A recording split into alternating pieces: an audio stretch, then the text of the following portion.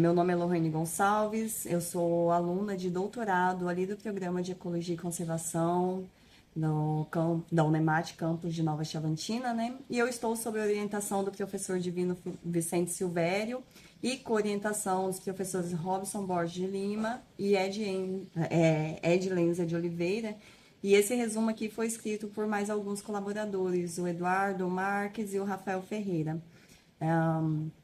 O título desse resumo, ele parte, o resumo todo, né, é um resultado do segundo capítulo da minha tese que a gente vem desenvolvendo, e ele está intitulado como Determinantes Ambientais e Climáticos da Biomassa acima do solo das grandes árvores da Amazônia.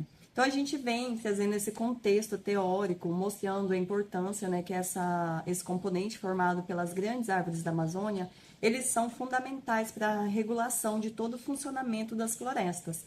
Porque além de estocar a maior parte do carbono da floresta em forma de biomassa, ele desempenha diversos outros serviços, tanto serviços ecossistêmicos quanto serviços ambientais ali, servindo de refúgio para diversos grupos biológicos, controlando todo o microclima da região, a disponibilidade de nutrientes, enfim, né? Tem diversas importâncias essas árvores gigantes que estão há centenas, às vezes milhares de anos crescendo dentro de uma floresta. No entanto, esse componente da vegetação, ele vem sendo ameaçado por diversos fatores, né? Tanto antrópicos locais, quanto corte seletivo, diversos impactos mais individualizados, mais localizados, né? Quanto também as ameaças de mudanças climáticas globais, a degradação florestal, diversos fatores nesse sentido. Então, a gente tem a grande importância desse componente florestal, mas a gente sabe pouco ainda quais são as condições ambientais que favorecem a ocorrência dessas espécies que modulam a distribuição, a densidade, o tamanho dessas grandes árvores. Com isso, o objetivo do nosso trabalho até então é entender um pouquinho como os fatores climáticos, topográficos e de solo estão modulando a biomassa acima do solo dessas grandes árvores amazônicas. E aqui eu enfatizo que nesse estudo nós estamos determinando como uma grande árvore aquela que a 1,5 metro do chão, ela tem o diâmetro ali maior ou igual a 50 centímetros. E eu enfatizo isso porque tem diversas classificações usando metodologias diferentes para definir qual que é a nossa grande árvore. Os nossos dados, eles são de algumas áreas aqui do estado do Pará, são dados que foram cedidos, são de planos de manejo florestal sustentável, são dados públicos cedidos pela Secretaria do Meio Ambiente e Sustentabilidade do Estado.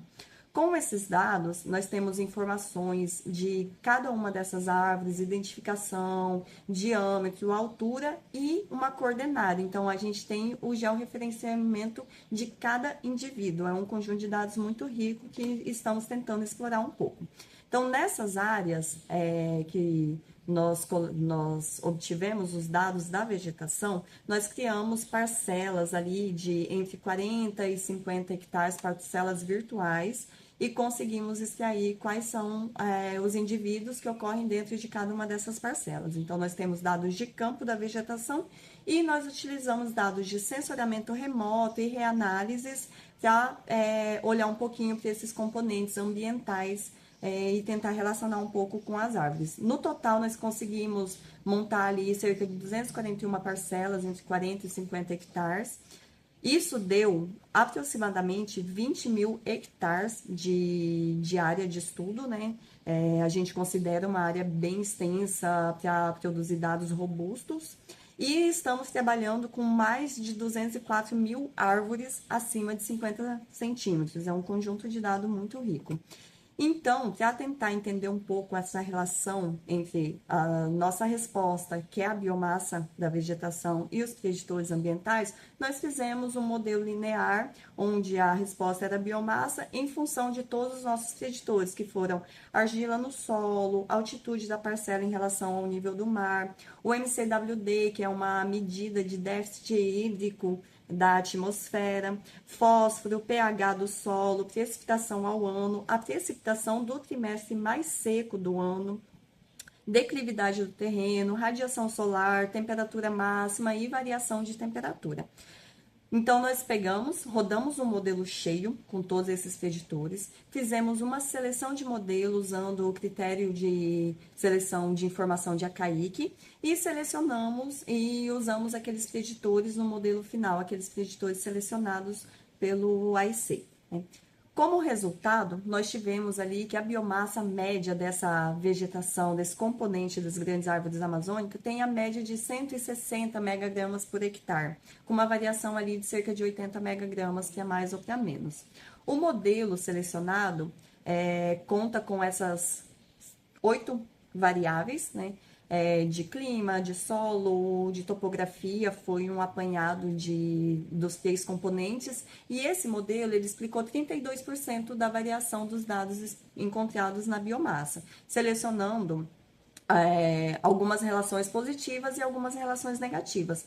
Por exemplo, quanto mais alto for o nosso terreno, quanto o pH estiver mais básico, ou maior quantidade de fósforo nesse solo, maior são as árvores que a gente encontra, né? Maior a biomassa estocada nessas árvores.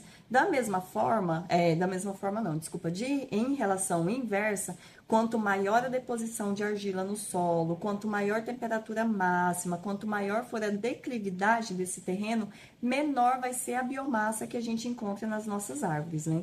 Então, a gente viu que a biomassa acima do solo, ela responde a uma complexa interação de fatores, modulando, determinando essa característica da vegetação, principalmente olhando um pouquinho ali para a elevação, declividade do terreno, mas que ela também responde de forma muito clara a variáveis relacionadas ao clima, como a precipitação e a temperatura anual. Então, esses resultados, eles contribuem um pouco ali para a gente entender como que essas variações nos estoques da biomassa, elas tendem a se comportar e qual vai ser os efeitos desses preditores ambientais e principalmente os climáticos quando a gente começa a pensar em mudanças climáticas, nessa diminuição do período chuvoso, aumento do período seco, então redução de precipitação ao longo do ano e acúmulo dessa chuva em menor período, e também os aumentos de temperatura, e abre a discussão também de outros fatores que a gente quer tentar explorar também,